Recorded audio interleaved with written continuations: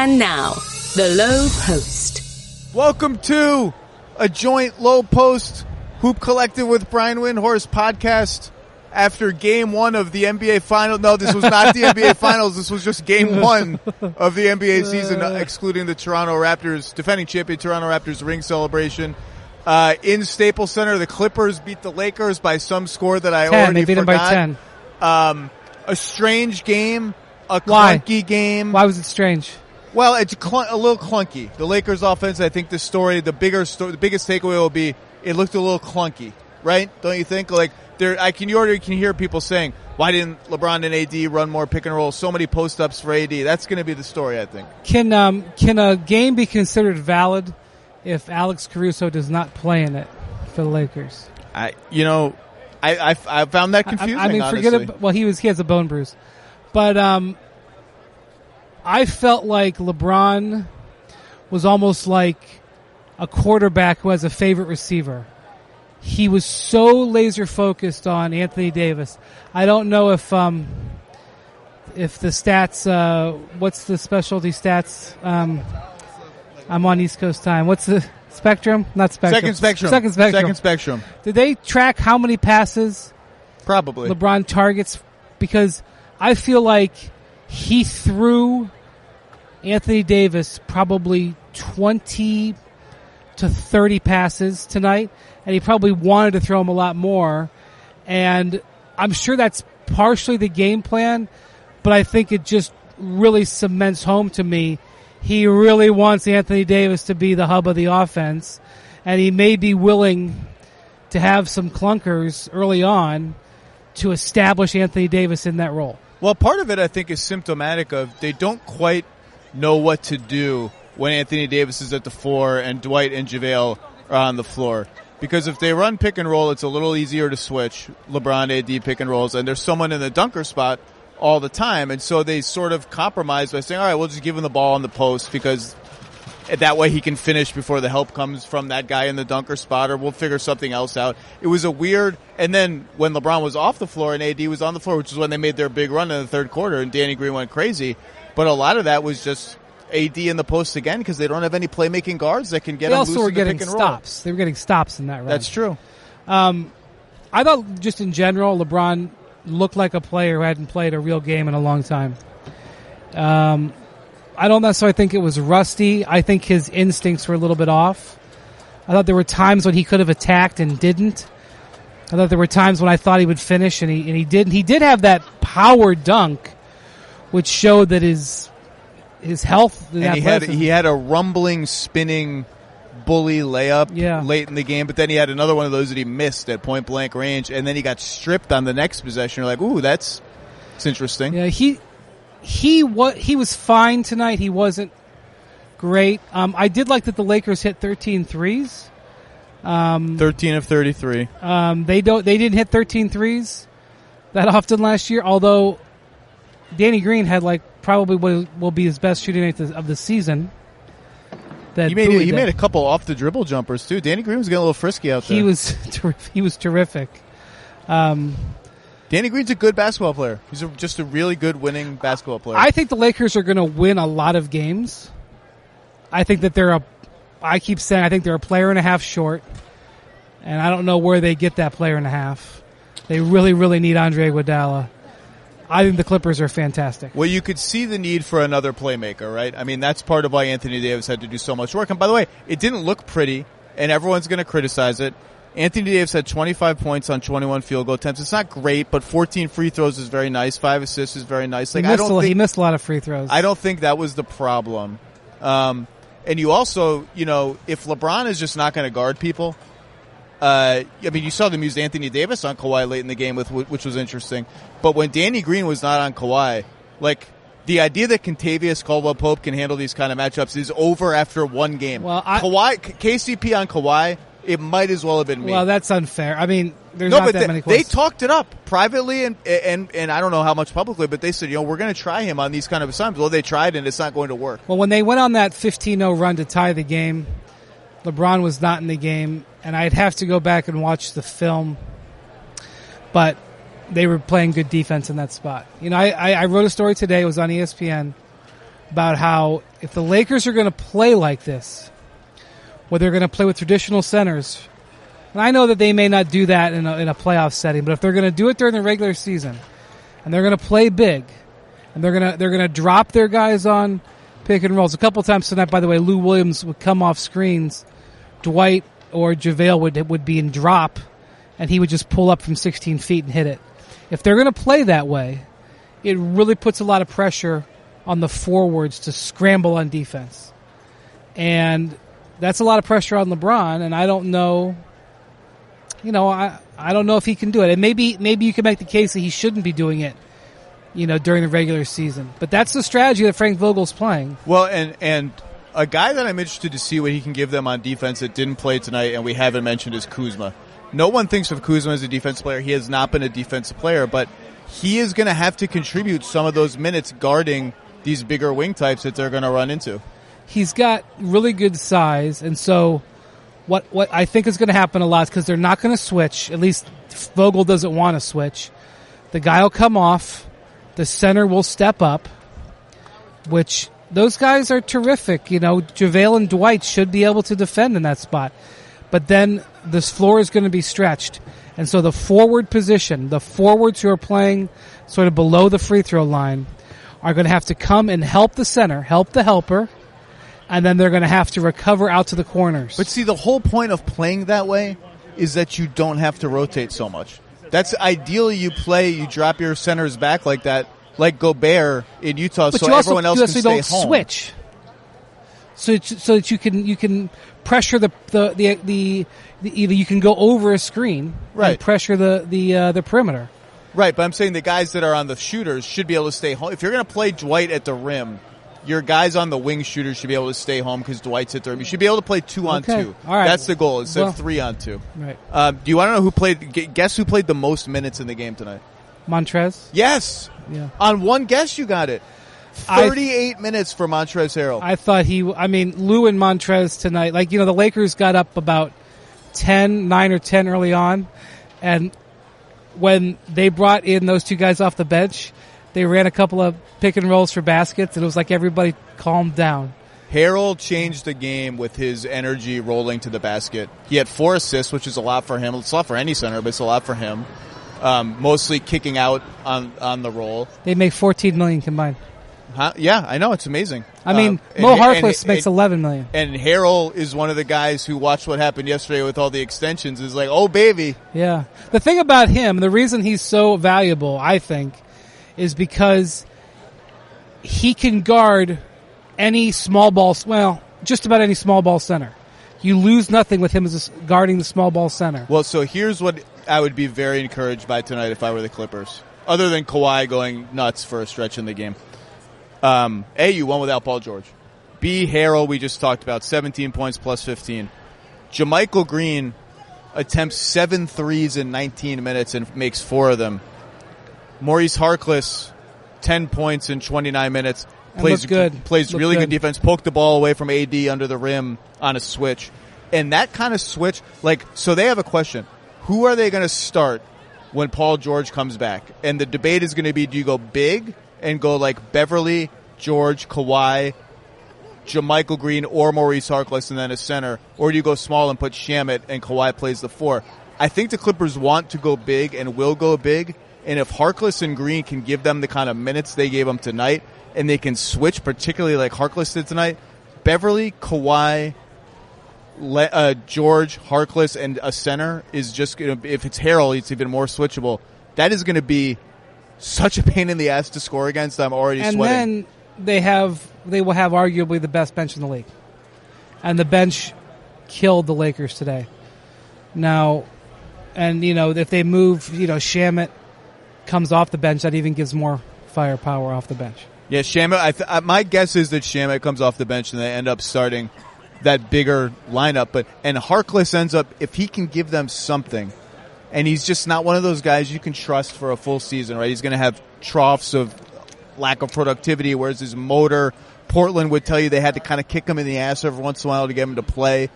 But if those guys give them minutes, I mean, this is why Iguodala is such a sexy acquisition for them, is that they feel he's another switchable guy. But, like, the way those guys played tonight was really encouraging. Yeah, I mean, what would that trade be, though?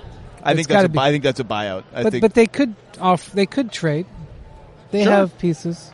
They have pieces. But, okay, so one of the things that happened tonight that I just shook my head at was Kawhi scoring in like a turnaround situation against AD.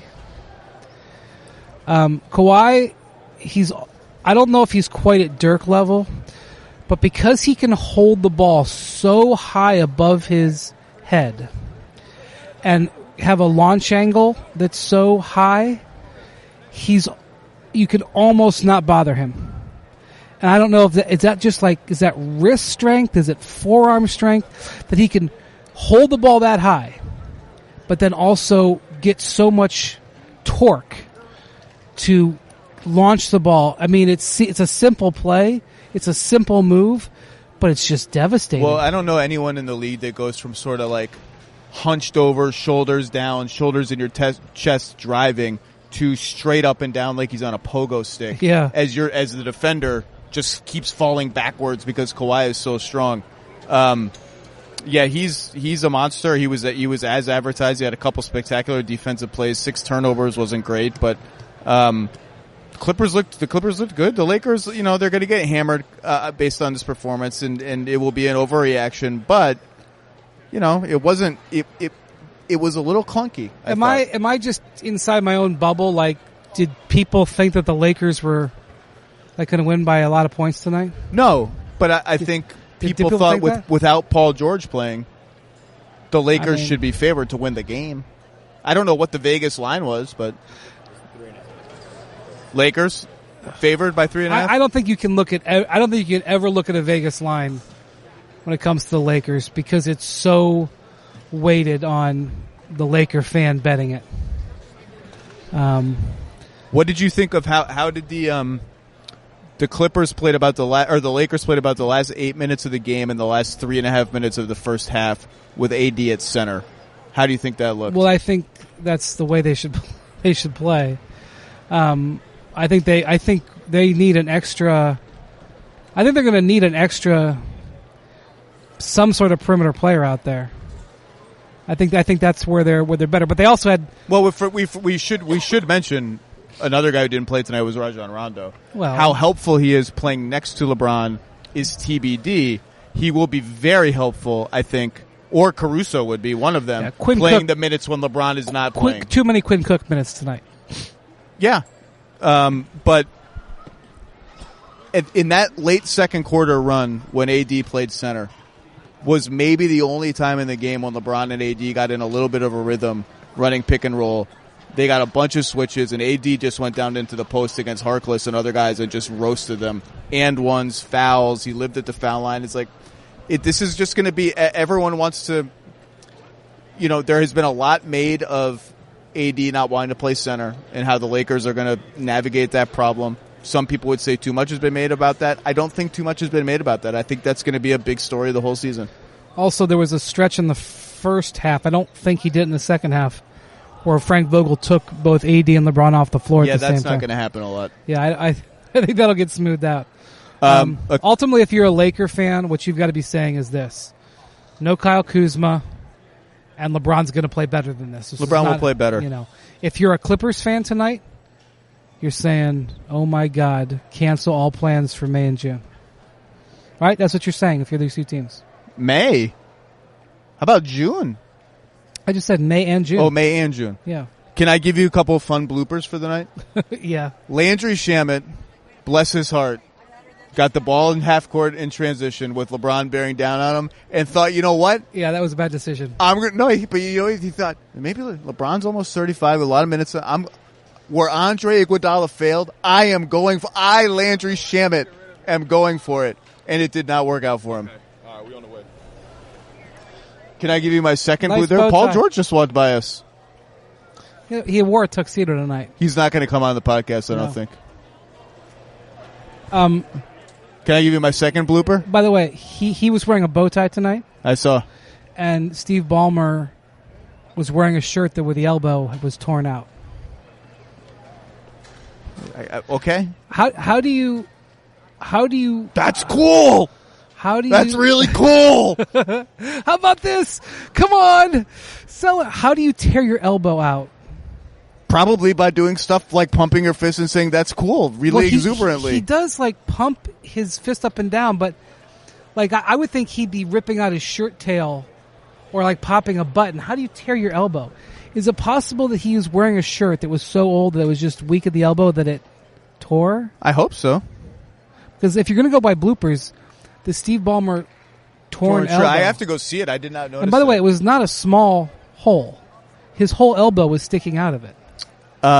Okay, back to your bloopers. My second blooper was Dwight Howard's first appearance of the season resulted in a delay of game because it took him so long to untape the ice packs on his knees. Literally, he hadn't even gotten into the game. I thought you were going to say the braids in his hair. There's a lot going on top of that. No, the hair is fine. He's had the hair for a while. I'm just saying, he was like a mummy trying to unwrap himself, and the refs finally were like, "Dude, we gave you enough time. Delay of game warning." Also, was the subject of the first ever challenge? I don't know if there was a challenge in the Raptors game. There was a challenge in the Raptors game. Nick Nurse challenged the call early in the game. I watched about half that game. I need to go. Did you watch Norm Powell isolation play in the last play of regulation? No, don't spoil it for me. I'm watching it tomorrow morning. Don't spoil it for me. I know who won, but don't spoil it for me. A couple other things. That's Zach Lowe in a nutshell. Don't spoil it for me about isolation. I know who won, but let me watch the game. Let me go in cold. Okay. You know who has to show up this year, by the way? Can we talk about who has to show up this year? LeBron has to show up more than LeBron's got to show up, obviously. Rich Paul Client and LeBron James Remora fish. Is it a Remora fish? What is the fish that mooches off the shark? KCP. That's what KCP. 0 for 3 in 27 minutes, 5 fouls. Do something, my man. Do something. Got to show up. I want to point something out. I think it was within the last 3 days that Doc Rivers tweaked the Lakers by saying that they shouldn't count their Minneapolis Lakers. I love it. That is because you're a Celtics background. No. I think the Clippers are leaning really hard into this rivalry. I agree, and I like it. They had some needling on the scoreboard at the start of the game. I can't remember. Like they had some in their video, they were needling. Well, their whole campaign, the black court, the blacktop courts that they're doing around the city, right. The LA our way, their whole campaign is you're the Ritz glitzy team. We're the team of the people. Right. They're leaning into the rivalry. Okay. So let me just say this. So Doc to tweak the Lakers, and also as an old Celtic, doesn't think the Minneapolis Lakers years should be counted.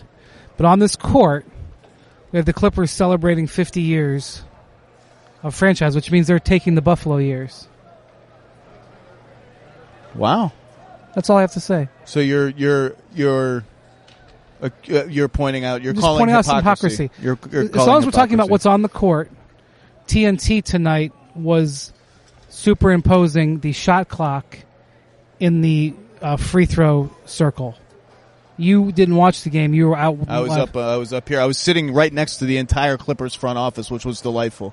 They sit up on Radio Row with. Yeah, I know. Do you think? I mean, do we need the shot clock broadcast onto the floor during the game? No, you can see it up there. You can see it. It's in the score bug too. That'll be in 10 things I like and don't like within the next month. Do you guys see that the Clippers banner is down immediately? Well, the Lakers banners are already up. Well, the Lakers banners have already been revealed again. Most importantly, the Taylor Swift banner has been revealed. Most sold out performances, Taylor Swift. Yeah. Any other last minute takeaways from this game, Wendy? Well, we're going to be talking. We'll talk about it a lot in the next 24 hours. We're doing this on the court right after the game, so we haven't heard everything that people said afterward. We never overreact to games in October, but pretty good night to be a Clipper, I think. Yeah, I wouldn't overreact, and you see people overreacting already on Twitter. Even players are kind of overreacting. But it was for the Clippers to look this good without PG is very encouraging, and a lot of it to me comes down to the role guys that we talked about earlier. Harrell's more than a role guy, but man, Lowe and Montrez are just magic. They should play together forever. $14 million they make this year. Hey, look, the Clippers did a great job.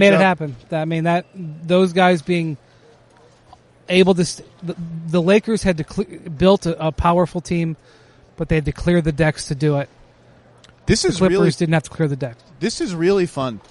LA versus LA is really fun. The atmosphere was a lot of fun. It was heated. There were chants. Good back and NBA forth. night tonight. Good NBA night. 2 very competitive games. This game didn't. It wasn't the greatest ever played game, but it was a good competitive game. I want to see this. I want to see a competitive NBA this year. Yeah, and this was the atmosphere was a lot of fun. All right, well that's it from the floor of Staples Center. Lakers Clippers. We got 81 left. Please do not overreact too much. Impressive start for the Clippers. Windy, I will see you tomorrow. Yes, it's going to be a long season, but yes. This was a fun start, and thanks for coming on. Thank you.